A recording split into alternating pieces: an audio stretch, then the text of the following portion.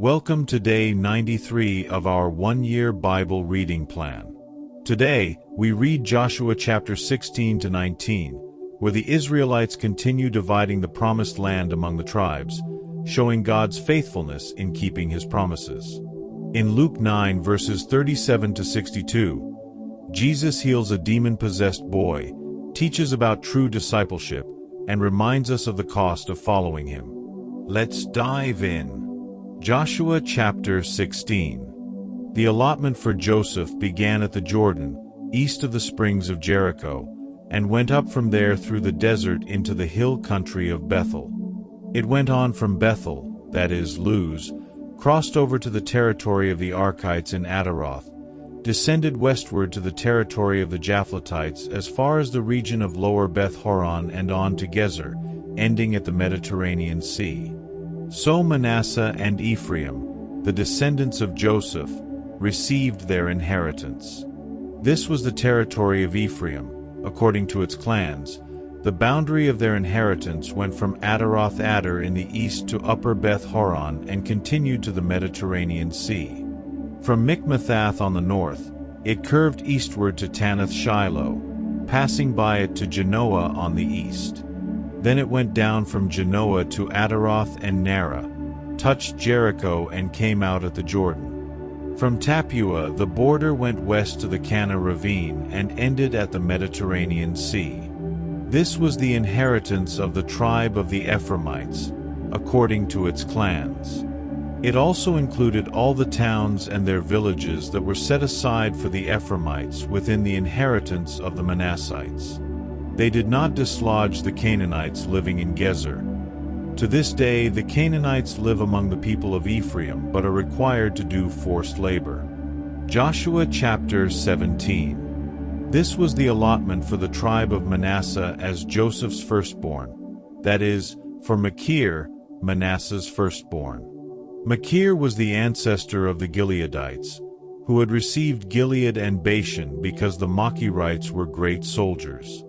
So this allotment was for the rest of the people of Manasseh, the clans of Abiezer, Helek, Asriel, Shechem, Hepher, and Shemida.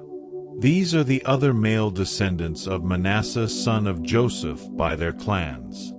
Now Zelophehad son of Hepher, the son of Gilead, the son of Machir, the son of Manasseh, had no sons but only daughters, whose names were Mahlah, Noah, Hoglah, Milcah, and Tirzah. They went to Eleazar the priest, Joshua son of Nun, and the leaders and said, "The Lord commanded Moses to give us an inheritance among our relatives." So Joshua gave them an inheritance along with the brothers of their father, according to the Lord's command. Manasseh's share consisted of 10 tracts of land besides Gilead and Bashan east of the Jordan, because the daughters of the tribe of Manasseh received an inheritance among the sons. The land of Gilead belonged to the rest of the descendants of Manasseh. The territory of Manasseh extended from Asher to Mikmethath east of Shechem. The boundary ran southward from there to include the people living at En Tappuah.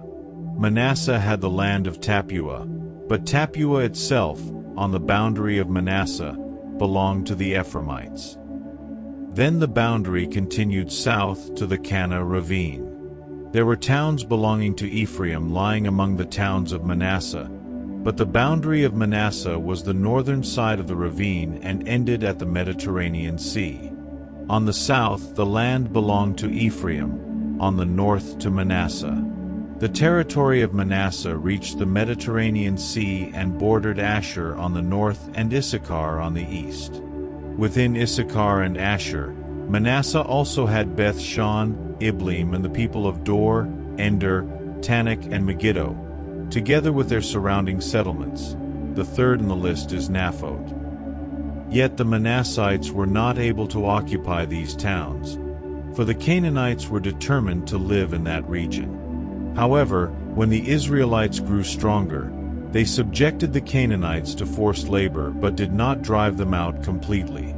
The people of Joseph said to Joshua, "Why have you given us only one allotment and one portion for an inheritance? We are a numerous people, and the Lord has blessed us abundantly." "If you are so numerous," Joshua answered, "and if the hill country of Ephraim is too small for you, go up into the forest and clear land for yourselves there in the land of the Perizzites and Rephaites." The people of Joseph replied, "The hill country is not enough for us, and all the Canaanites who live in the plain have chariots fitted with iron, both those in Beth-shan and its settlements and those in the valley of Jezreel." But Joshua said to the tribes of Joseph, to Ephraim and Manasseh, "You are numerous and very powerful. You will have not only one allotment, but the forested hill country as well. Clear it, and its farthest limits will be yours. Though the Canaanites have chariots fitted with iron, and though they are strong, you can drive them out." Joshua chapter 18.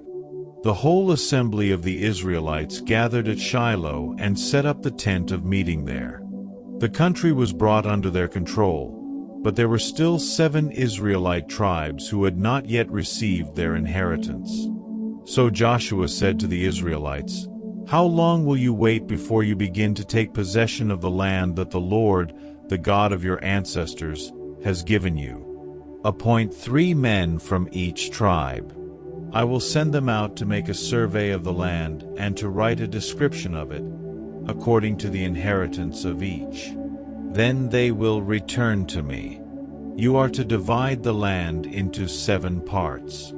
Judah is to remain in its territory on the south, and the tribes of Joseph in their territory on the north. After you have written descriptions of the 7 parts of the land, bring them here to me, and I will cast lots for you in the presence of the Lord our God. The Levites, however, do not get a portion among you, because the priestly service of the Lord is their inheritance. And Gad, Reuben, and the half-tribe of Manasseh have already received their inheritance on the east side of the Jordan. Moses, the servant of the Lord, gave it to them." As the men started on their way to map out the land, Joshua instructed them, "Go and make a survey of the land and write a description of it. Then return to me, and I will cast lots for you here at Shiloh in the presence of the Lord." So the men left and went through the land. They wrote its description on a scroll, town by town, in 7 parts, and returned to Joshua in the camp at Shiloh.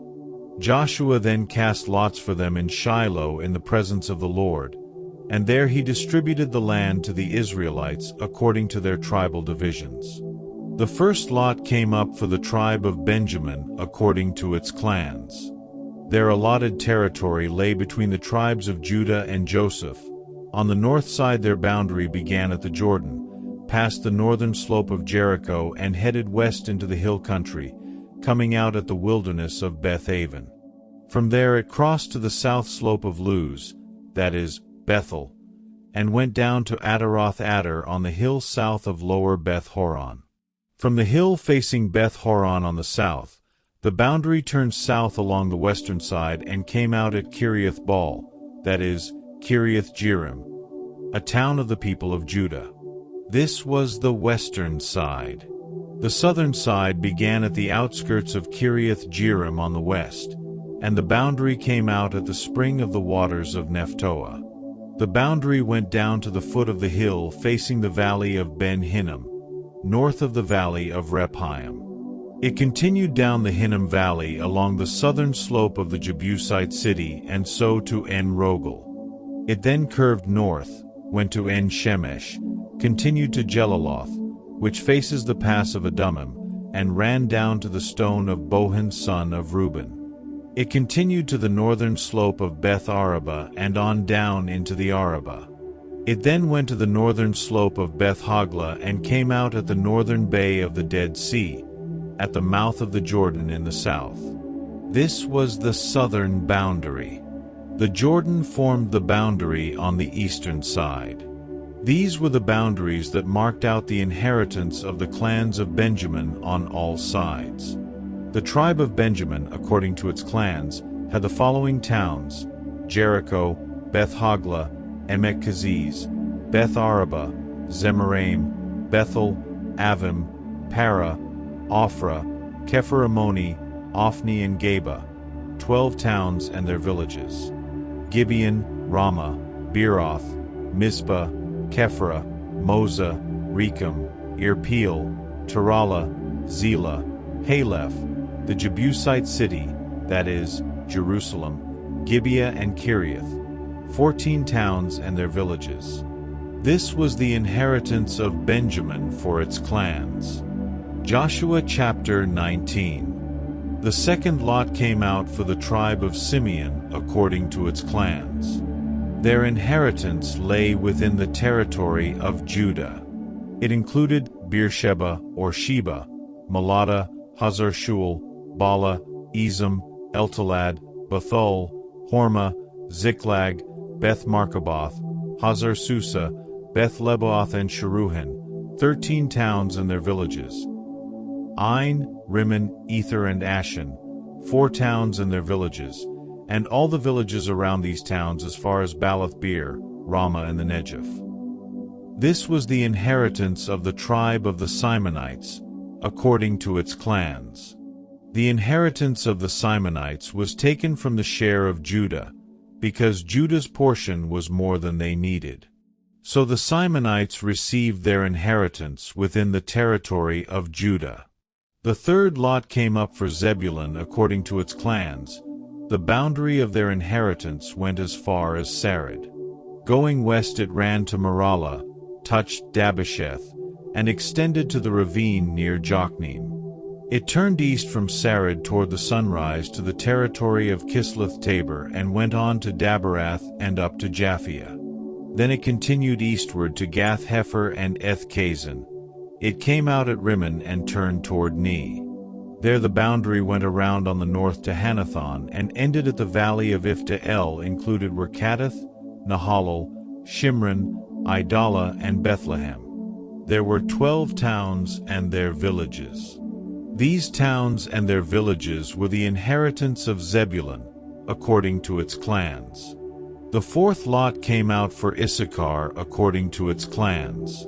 Their territory included Jezreel, Kezaloth, Shunem, Hapharaim, Cheyenne, Anaharath, Rabbath, Kishan, Ibez, Remeth, En-Ganim, En-Hada and Beth-Pazzaz.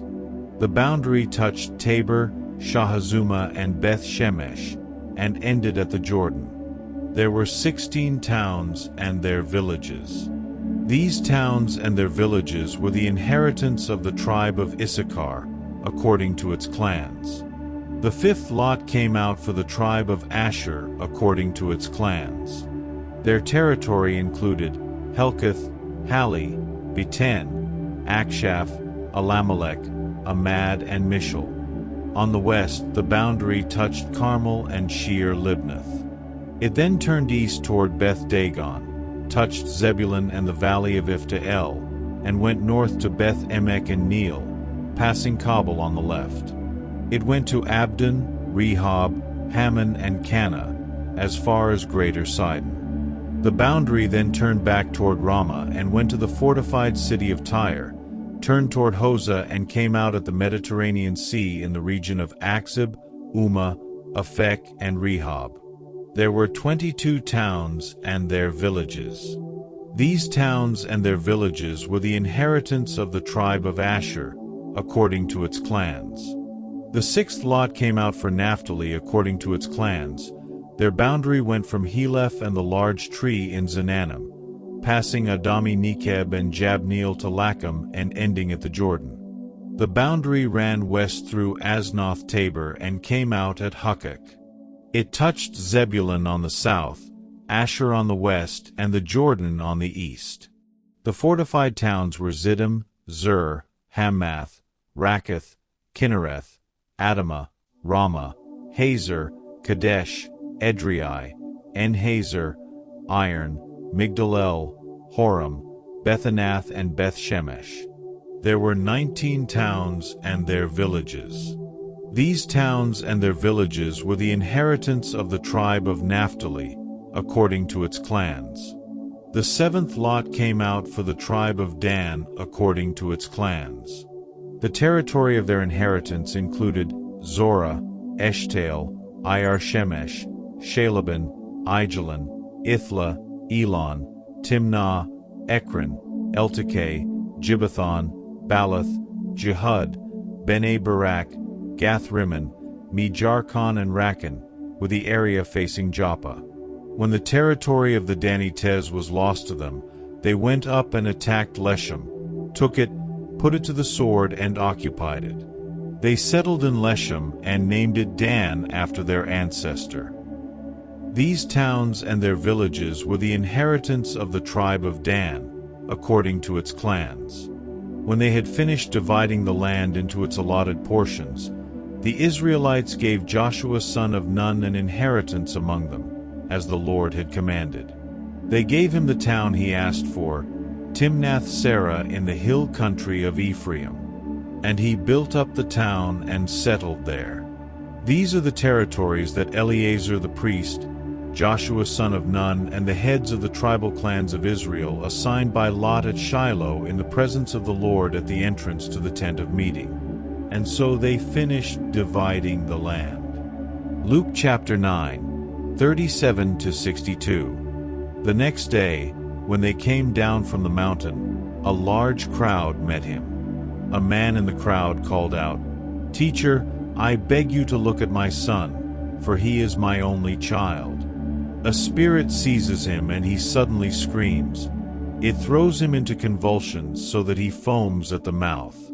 It scarcely ever leaves him and is destroying him. I begged your disciples to drive it out, but they could not." "You unbelieving and perverse generation," Jesus replied, "how long shall I stay with you and put up with you? Bring your son here." Even while the boy was coming, the demon threw him to the ground in a convulsion. But Jesus rebuked the impure spirit, healed the boy, and gave him back to his father. And they were all amazed at the greatness of God. While everyone was marveling at all that Jesus did, he said to his disciples, "Listen carefully to what I am about to tell you. The Son of Man is going to be delivered into the hands of men." But they did not understand what this meant. It was hidden from them, so that they did not grasp it, and they were afraid to ask him about it. An argument started among the disciples as to which of them would be the greatest. Jesus, knowing their thoughts, took a little child and had him stand beside him. Then he said to them, "Whoever welcomes this little child in my name welcomes me, and whoever welcomes me welcomes the one who sent me. For it is the one who is least among you all who is the greatest." "Master," said John, "we saw someone driving out demons in your name, and we tried to stop him, because he is not one of us." "Do not stop him," Jesus said, "for whoever is not against you is for you." As the time approached for him to be taken up to heaven, Jesus resolutely set out for Jerusalem.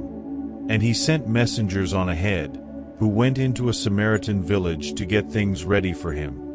But the people there did not welcome him, because he was heading for Jerusalem.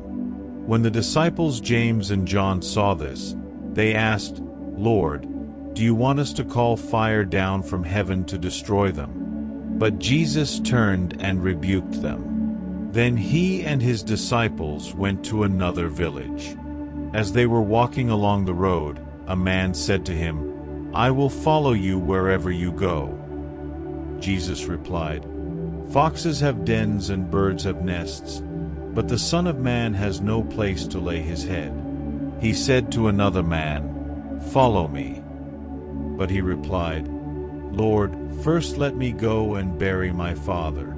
Jesus said to him, "Let the dead bury their own dead, but you go and proclaim the kingdom of God." Still another said, "I will follow you, Lord, but first let me go back and say goodbye to my family." Jesus replied, "No one who puts a hand to the plow and looks back is fit for service in the kingdom of God." Thank you for joining today's reading. As we see in Joshua, God's promises are sure, and in Luke, Jesus challenges us to fully commit to him. What stood out to you today? Let's talk in the comments. Like, share, and subscribe to stay on this journey together. See you tomorrow.